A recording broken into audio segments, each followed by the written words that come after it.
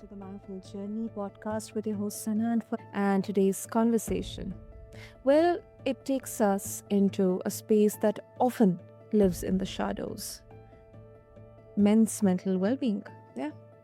Now, we are living in a world that applauds men for being strong, resilient, unshakable, yet rarely asks what happens when that strength starts to crack.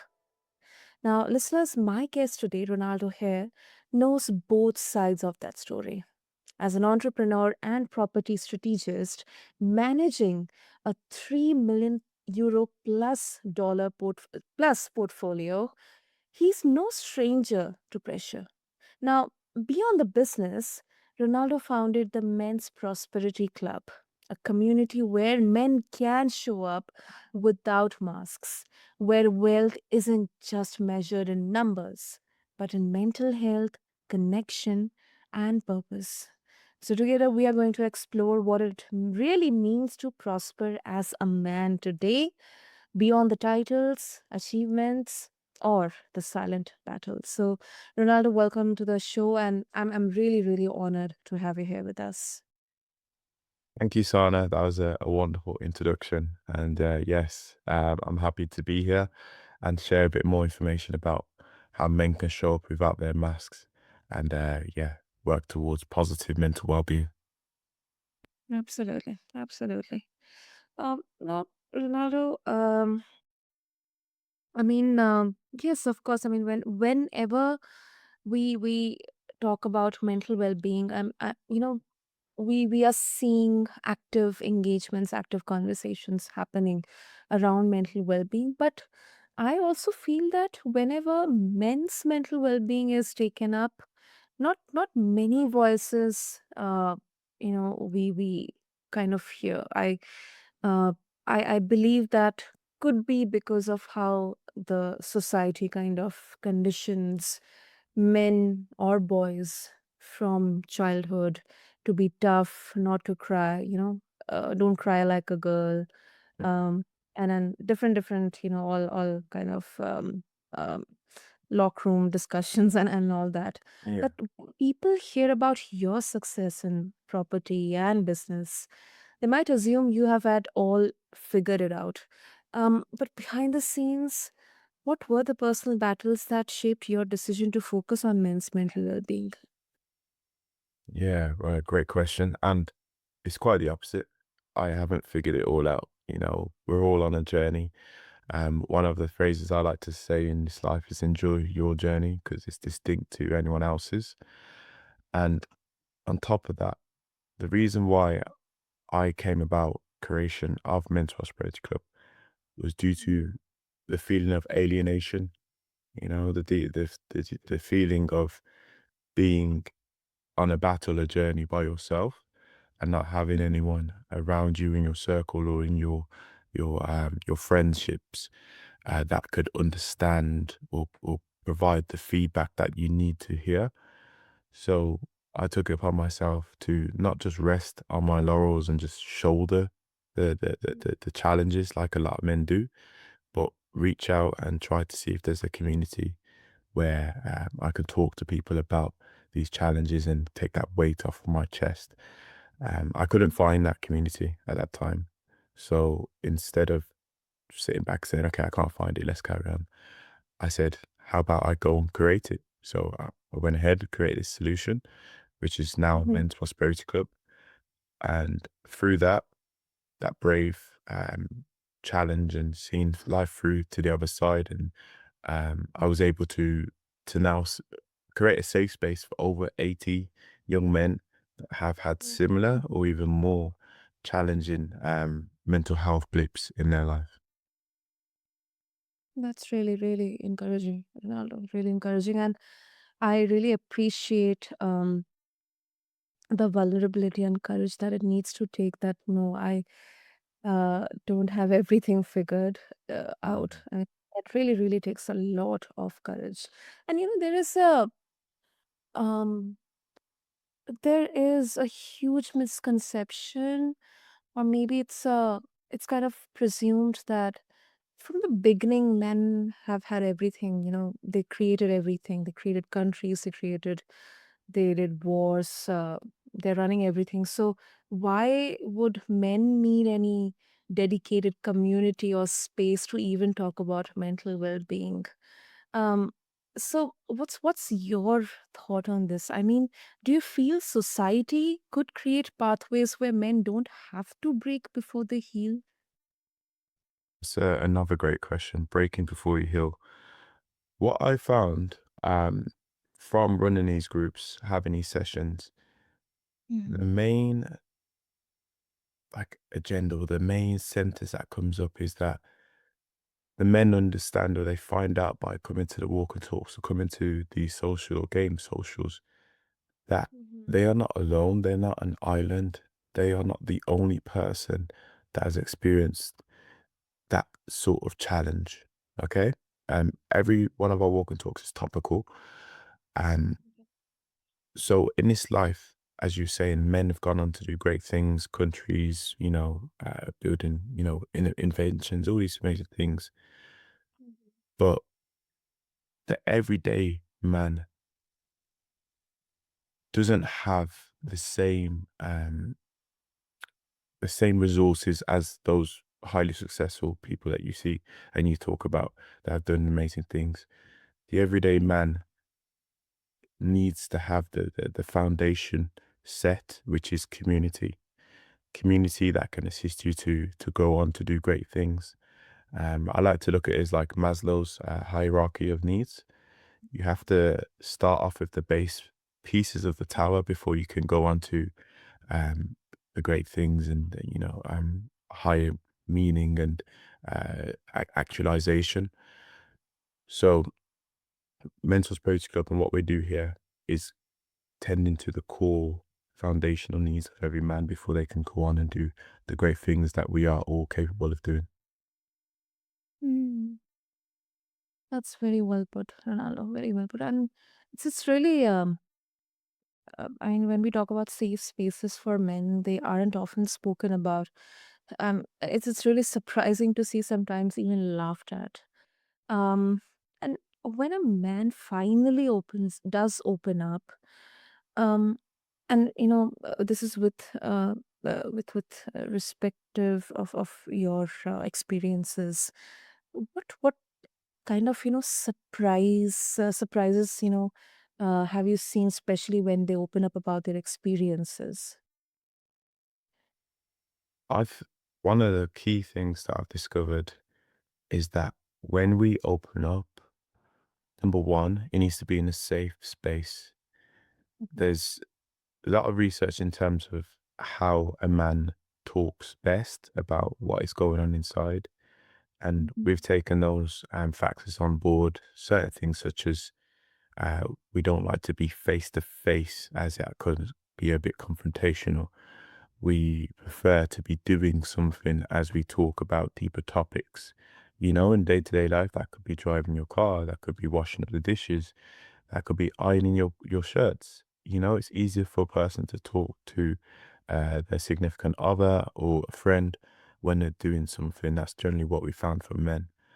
But mhm, one of the other key takeaways that we've got is that some of the things brought up in our circles, in our discussions, have never, ever been vocalized.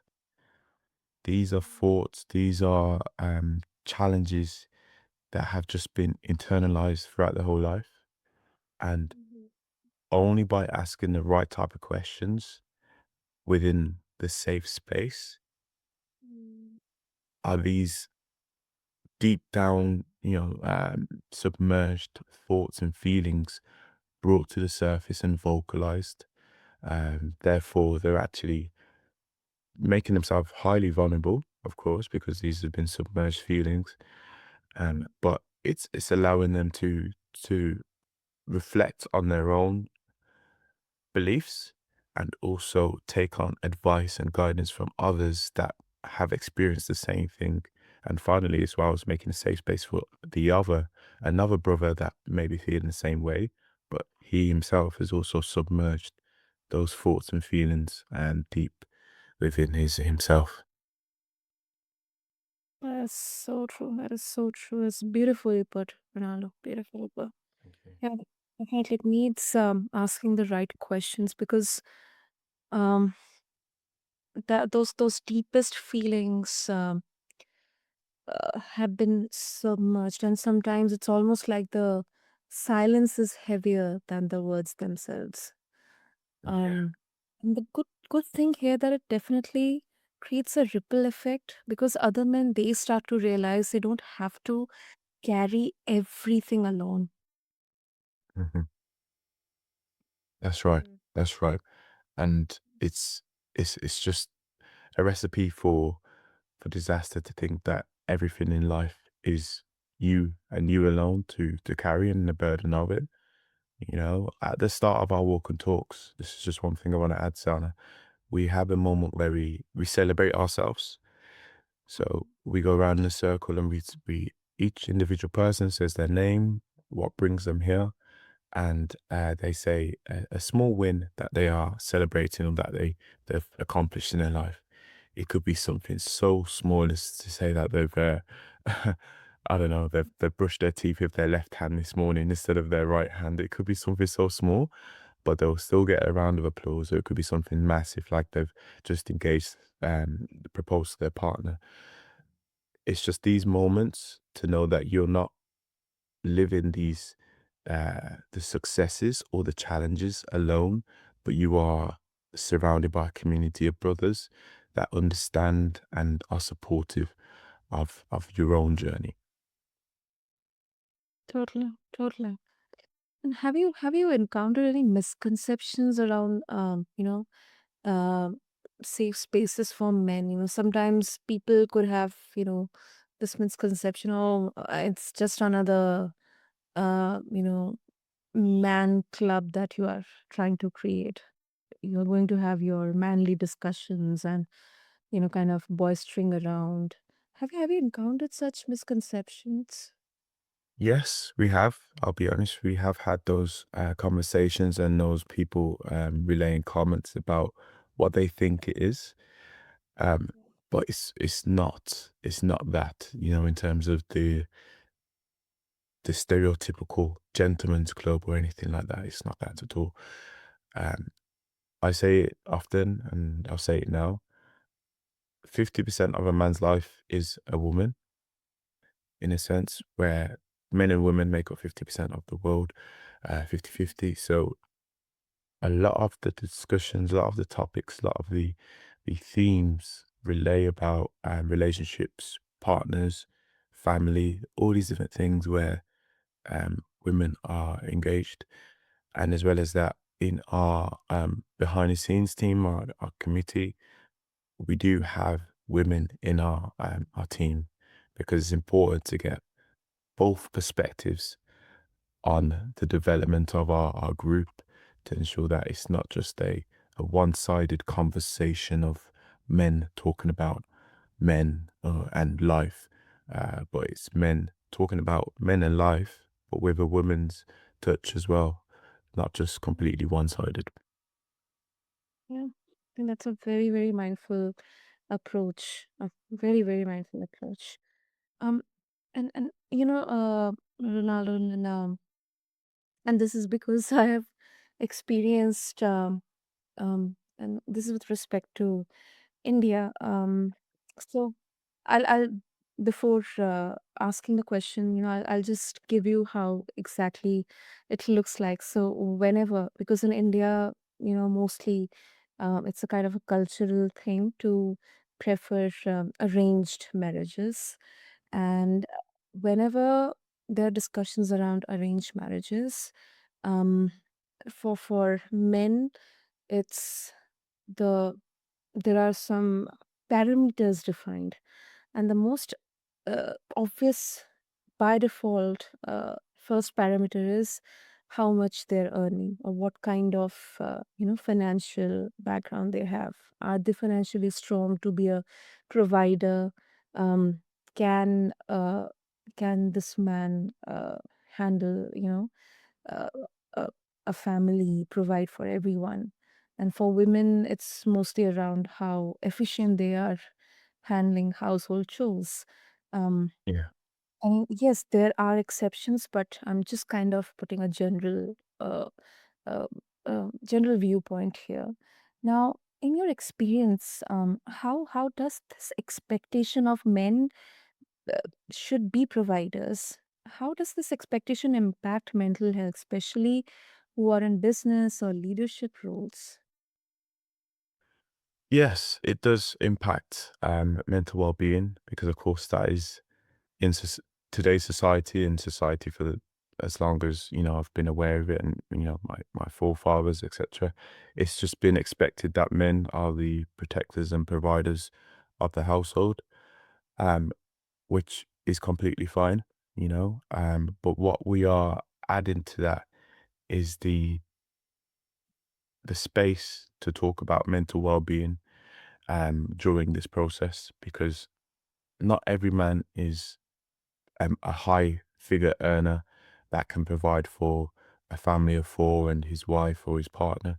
Not every man has those ambitions to even become financially rich, you could say. They more so pride themselves on other qualities. So we're creating that space with those open up the conversation, let's say, so men and women can not just guide their choice on who is the most financially viable, but more so who has the best characteristics to raise a child and to pass on um, certain genes or certain mindset tools, habits that will enable their child, their son or daughter, to be more mindful in their life. And that may lead to success in finances. But we're just creating that space, I would say, Sana, to have those discussions about mental well-being as a person, as a man, develops and creates his family and becomes responsible for others outside of just himself.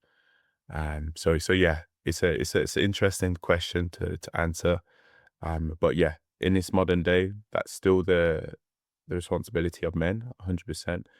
But in addition to that, having that space for the partnership to discuss about mental well-being, the pressures of expectations is vital. Absolutely, absolutely. I love this shift because wealth without well-being, it isn't a prosperity. It's just a um it's just survival dressed up as success. So I think, yeah, Yeah. this is an important aspect of men's mental well-being. And um now talking about entrepreneurship, Ronaldo, it's such a it can be isolating. It is a very daunting journey, um full of uncertainties, highs and lows, lots of expectations.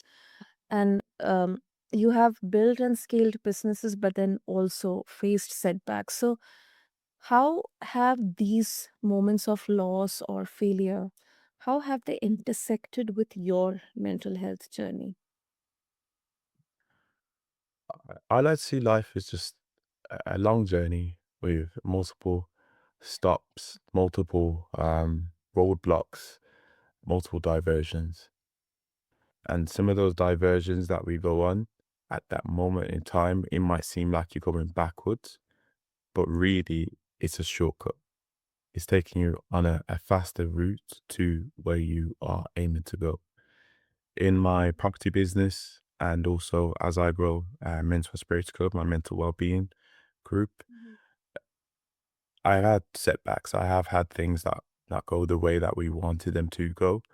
But mhm, by experiencing that, it's opened up my eyes or perspective to the challenges and seeing them from a new angle and understanding how we can use that to our advantage or to our benefit to mhm, step over that hurdle or use that diversion as a shortcut instead of it stepping us off the map and just saying, okay, we're stopping where we are, mhm, and we're not going to progress. But yeah, definitely we have setbacks all the time. and things don't will never go as planned. That's a very important thing to remember as an entrepreneur. You'll have a plan, you'll create a business plan, you'll do all these amazing things, but when it's a time to action, it doesn't always go as planned. I think Mike Tyson once said, "Everyone always has a plan until they get punched in the face." So, so that's just a vivid example of how life, business, um, it all works. That is so true. That is so true, Ronaldo. And if you could give one piece of advice to the entrepreneurs who are silently struggling right now, what would it be? I'll give them two pieces. Okay. So number one is enjoy your journey. Okay. When I say enjoy your journey, I mean take it as your own personal story. What is happening the way it's happening for a reason. You're not supposed to experience what someone else is happening and think that you deserve that. That isn't your pathway. Your pathway is going exactly the way it's planned to go. You just have to be and consistent with the quality and never give up. And you will eventually reach your milestone goals and your um your your final place, whatever that may be for you. Only you can answer that. And secondly, when you feel that you're at a stalemate, like I did when I felt alienated in my work, reach out. Don't feel like you have to suffer alone or that it is, you know, the final spot where you have to close up shop, etc. Reach out to people, whether that be a coach, whether that be your groups that you're part of, or something completely separate to business like Men's Prosperity Club, where you can talk to people about things that are not business focused, which can therefore provide clarity on life. So when you step back into that boardroom or that office, you will be able to step forward and understand who you are and where you want to go. Yeah, I really love that. I love that. I mean, it definitely stresses on the importance of seeking help, encouraging more and more open dialogues and conversations for men, especially in entrepreneurship, and also for clarity and consistency. So of course, Ronaldo, if our listeners they would like to connect with you and explore more about Men's Prosperity Club, what would be the best way? So they can get in touch with us on Men's Prosperity Club. Our website is mensprosperityclub.com. Social media is exactly the same, Men's Prosperity Club on Instagram and LinkedIn. And yeah, if you've got any questions you want to pose to us, then we do have an email, which is info@mensprosperityclub.com. Super. I'll make sure to have all the links in the show notes for our listeners. Easy reference. And Ronaldo, thank you. Thank you for leading with both heart and hustle and for showing us that mental well being is not an afterthought, it is the foundation. So thank you. Thank you for everything that you are doing. Definitely. And just finally, we all heard of the phrase health is wealth, but also remember that mental health is wealth. There's no wealth without mental health. Absolutely. Absolutely. I couldn't agree with you more on this. And as we close, listeners, I'm struck by one thing Ronaldo said, that prosperity isn't just about what we own, it's about who we become. And mental well-being is definitely there is no wealth without mental well-being. So today's conversation it reminds us that men don't need to be the silent pillars of strength. They can be human, they can be flawed, learning, still deeply worthy. And in the humanness lies real prosperity.